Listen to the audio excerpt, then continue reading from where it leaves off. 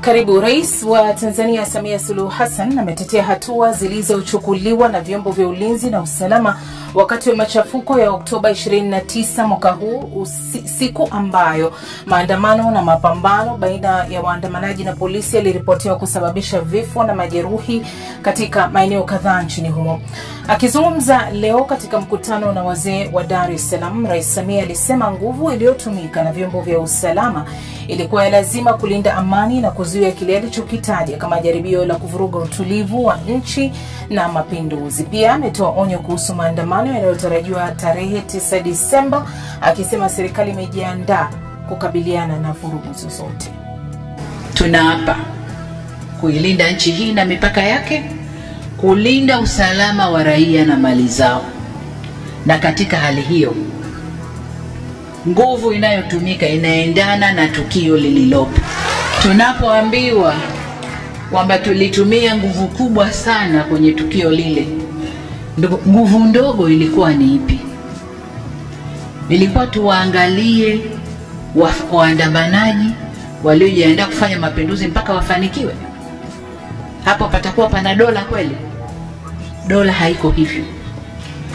Na hayapo Tanzania peke yake. Tulishashuhudia kwa wenzetu, waandamanaji wengi wanaingia njiani. Na wakiingia njiani, serikali ikiona uandamanaji unakwenda pasipo, wanaweka nguvu kubwa. Wanaweka nguvu kubwa. Yameshafanyika kwenye mataifa huko na tumeyaona. Sasa wanaporudi kutulaumu mlitumia nguvu kubwa, wao walitaka nini? Aidha, Rais Samia alisema baadhi ya makundi yaliyoshiriki maandamano hayo yalikuwa na nia kusababisha mabadiliko ya kisiasa kupitia vurugu, akisisitiza kuwa serikali haiwezi kutazama kimya katika mazingira ya namna hiyo. Kiongozi huyo alirusha lawama kwa mataifa ya nje kushawishi na kuchochea vurugu hizo, akisema yanaionea wivu Tanzania. Nje huko wanakaa, Tanzania ifanye moja, ifanye mbili, ifanye tatu, halafu ndio itakuwa hivi. Who are you? Kwao hayatokei. Tumenyanyua sauti sisi kusema ya kwao. Wanadhania bado wao ni masters wetu, ni wakoloni kwetu. Kitu gani? Ni fedha chache wanayotugaia. Mwanamke mzuri ndio anayopiganiwa, uongo kweli? Sasa nchi yetu hii, alhamdulillah, Mungu katumba vizuri. Katumba vizuri sana. Katuweka pahali pazuri sana.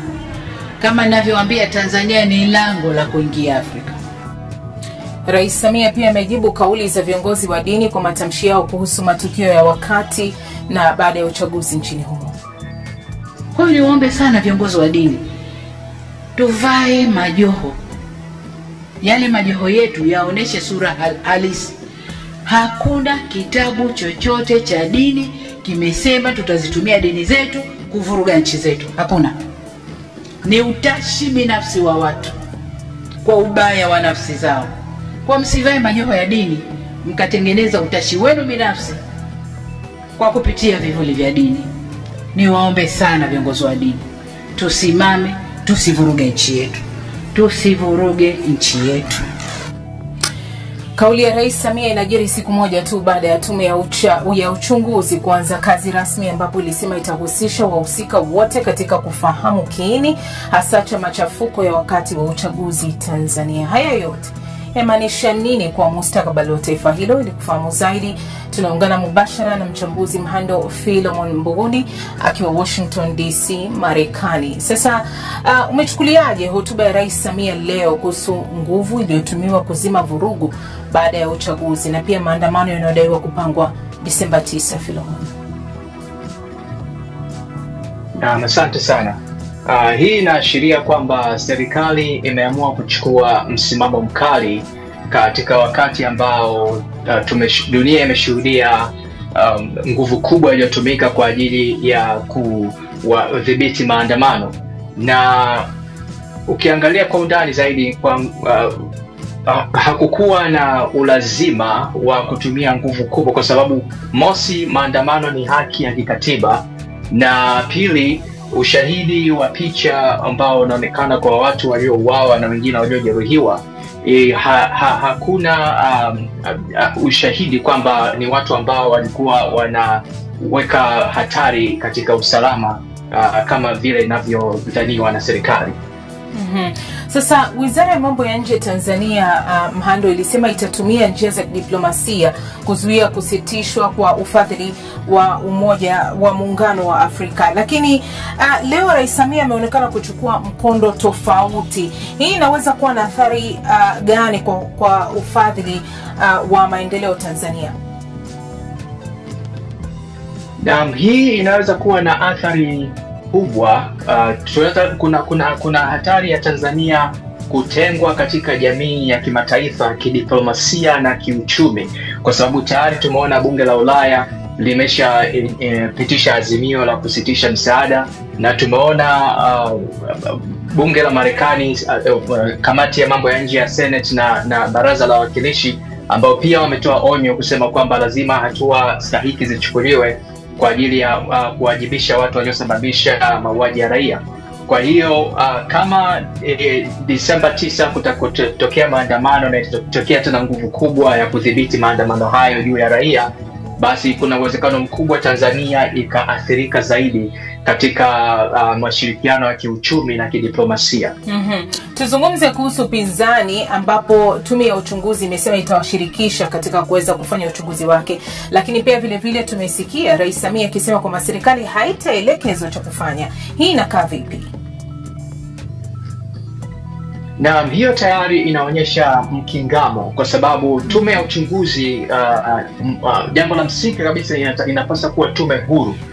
Kwa hiyo yule anayechunguzwa anapoteua watu wanaomchunguza, kwa maana serikali inapoteua tume ambayo inachunguza mambo ambayo yamefanyika na serikali, then inaondoa trust kwa watu kuamini kwamba tume hiyo itatoa majibu ambayo hayatakuwa na mwegemeo juu ya serikali.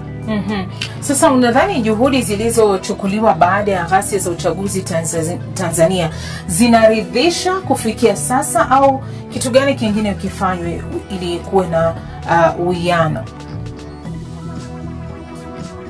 Kwa juhudi mpaka hivi sasa kwa kweli haziridhishi, kwa sababu kwanza kabisa tumeona serikali ilikuwa ikijaribu kubadilisha upepo katika public opinion, ikisema kwamba waandamanaji wametumwa ama na zile pictures hazikuwa za kweli.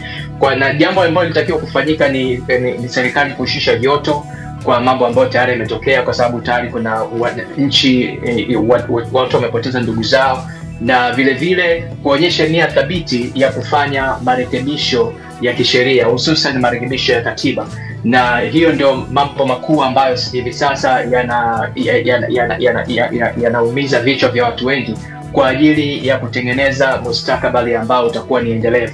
Lakini kwa hatua mpaka hivi sasa ambazo zinachukuliwa, kwa Kiswahili wanasema funika kombe mwanaharamu apite, hiyo itakuwa ni jambo ambalo halitosuluhisha huu mgogoro ambao mpaka hivi sasa bado unafurukuta ndani ya nchi. Hakikisha umesubscribe, comment, like na kushare. Mseto Media, we connect everywhere.